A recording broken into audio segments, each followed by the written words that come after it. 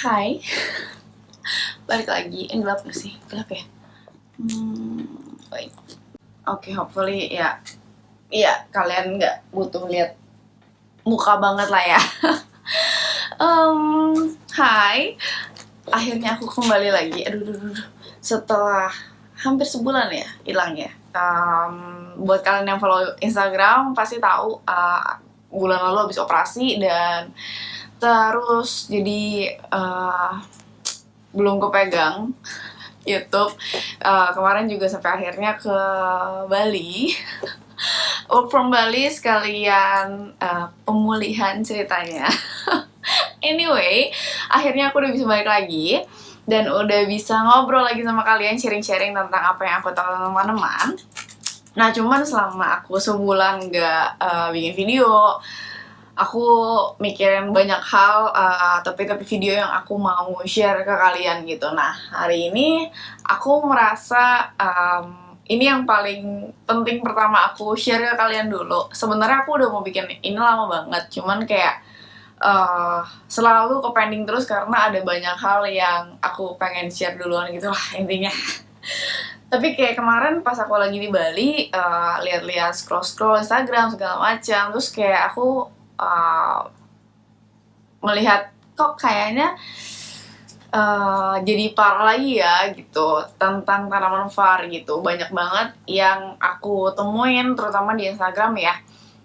Klaimnya variegata dan harganya fantastis banget, padahal bukan variegata beneran gitu. Jadi suntikan. Nah, kita nggak bisa pungkirin lah ya, tanaman variegata tuh emang cantik banget, bagus banget dan unik, dan yang bikin mereka harganya mahal itu adalah karena variegata itu mutasi alami dari si gennya sendiri gitu. Jadi bukan dibikin sama manusia, tapi memang misalnya dari tanaman hijau, full hijau gitu, tiba-tiba dia keluar ada putihnya segala macam. Which sebenarnya dalam tanda kutip sebenarnya variegata itu cacat karena tanaman yang putih yang variegata itu berarti dia nggak ada klorofilnya di bagian itu gitu. Jadi kalau misalnya nggak ada klorofilnya, otomatis dia nggak bisa, dia nggak punya dapur di bagian variegatanya itu, jadi dia nggak bisa masak buat seluruh tanaman itu gitu. Jadi yang bisa masak buat seluruh tanaman itu ya cuman bagian yang hijau-hijaunya aja gitu.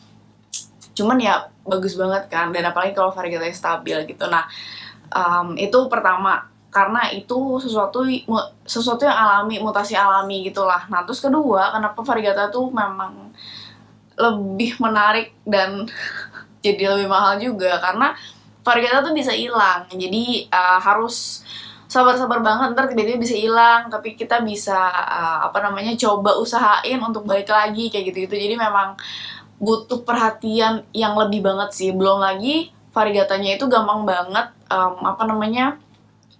gampang banget gosong. Aku punya teman yang dia hai kalau kau nonton. Dia koleksi Monstera var. Kebetulan aku memang nggak gitu tertarik sama Monvar karena nggak stabil. Jadi aku nggak suka deg-degan gitu setiap kali keluar daun baru. Variegata nggak nih. Aku nggak suka yang gitu banget. Jadi kayak aku nggak tertarik. Nah, dia tuh koleksin banyak banget Monvar karena ya setiap mungkin sama-sama Monvar gitu ya, sama-sama Monstera variegata, tapi ya patternnya kan beda, warnanya beda kayak gitu. Bukan warnanya beda, maksudnya coraknya beda. Jadi itu yang bikin dia tertarik untuk koleksi. Nah, salah satu kesulitan yang dia hadapin adalah si variegata itu bisa gosong tiba-tiba out of nowhere, nggak diapa-apain, udah nggak dikasih matahari yang gimana-gimana banget, dikasih tempat yang lembab juga, tapi tiba-tiba si variegatanya gosong kayak gitu-gitu. Jadi memang butuh care yang lebih intens sih kalau tanaman variegata gitu. Karena hal-hal tadi dan karena obviously kecantikannya, jadi banyak banget dari kita yang tertarik banget sama tanaman variegata. Kayak aduh, gue pengen banget deh punya tanaman variegata gitu. Cuman kadang-kadang tuh kita suka tergiur sama tanaman variegata yang cenderung kelihatan lebih murah dibandingin tanaman variegata sejenis yang lainnya. padahal itu bukan beneran varigata. Oke, aku ganti setting sedikit ya biar lebih menyenangkan. Nah, kemarin tuh aku lagi lihat-lihat di Instagram, scroll terus aku tuh nemu ada Centevar yang harganya cenderung lebih murah dibandingin Centevar beneran, tapi tetap lebih mahal daripada Sente biasa. Nah, si sellernya tulis di captionnya itu adalah Centevar dan dijualnya cuma 1 daun. Yang menggelitik aku adalah pas aku lihat itu sangat-sangat obvious itu bukan Sente variegata beneran, tapi itu Sente yang disuntik, jadi ada warna putih-putihnya gitu. Nah, that's why hari ini aku mau share ke kalian gimana caranya kalian pilih kalau kalian mau beli tanaman variegata, apa aja yang harus dilihat, terus gimana cara kalian bedain mana tanaman yang variegata beneran sama tanaman yang disuntik. By the way, tanaman-tanamanku di luar karena anginnya lagi kenceng banget dari kemarin ya. Mereka, Nah, yang paling mencolok kelihatan bedanya adalah pemisah antara warna putih si variegatanya itu sama warna hijaunya. Contohnya nih ya, ini aku ambil yang paling gampang kelihatan bedanya. Ini Pink Princessku. Kalau variegata, nih, kalian kelihatan kan ini tuh ada bener-bener garis. Jadi kalau kalian lihat di sini ada kayak 3 warna seolah-olah ya, ada kayak hijau tua banget, hijau yang lebih muda, sama warna pink full. Kenapa aku bilang ini variegata beneran, variegata alami at least, karena ini kelihatan garisnya tuh nyata banget, bener-bener ada garisnya. Meskipun yang ini kayak ada semacam gradasi gitu, karena hijaunya lebih muda dan nggak full pink, tapi garisnya juga kelihatan gitu. Jadi ini kenapa bisa kayak gini, karena daun tuh ada beberapa lapis. Nah, dia tuh di lapisannya itu nggak full variegata semua. Jadi kayak misalnya di beberapa lapis di bawah ada warna hijaunya, tapi beberapa lapis di atas warnanya variegata gitu. Makanya tuh jadinya warnanya nggak segelap yang hijau full, tapi nggak seterang yang variegatanya gitu. Dan ini tuh stabil di semua variegata. Di semua daun yang ada variegatanya, bener-bener garisnya kelihatan tegas banget. Nih. Gitu. Terus, tuh. Bahkan yang variegatanya nggak gede-gede banget juga garisnya kelihatan nyata banget, bener-bener ada tek-tek-tek gitu. Nah, bedanya kalau variegata yang suntikan itu bentuknya akan bukan bentuknya, warnanya akan gradasi. Jadi kayak kalau kalian warnain terus kalian pelan-pelan gradasiin ke warna lainnya. Jadi kayak nggak kelihatan ada garisnya. Kayak rambut ombre gitu loh. Jadi ada gradasinya. Aku nggak punya tanaman yang suntikan, tapi aku akan cantumin foto di sini. Jadi kalian bisa lihat bedanya sama yang tadi nih. Aku jajarin lagi ya. Ini yang variegata alami beneran. Garisnya bener-bener nyata banget, tegas banget, kelihatan banget. Bedain sama yang suntikan. Kelihatan banget kan bedanya. Gitu. Nah, kayak tadi aku bilang, tanaman itu bisa awalnya kita punya hijau gitu ya, tiba-tiba jadi variegata. Contohnya, ini punya aku, tadinya benar-benar full hijau, aku nggak beli yang variegata sama sekali, terus sekarang tiba-tiba dia jadi var.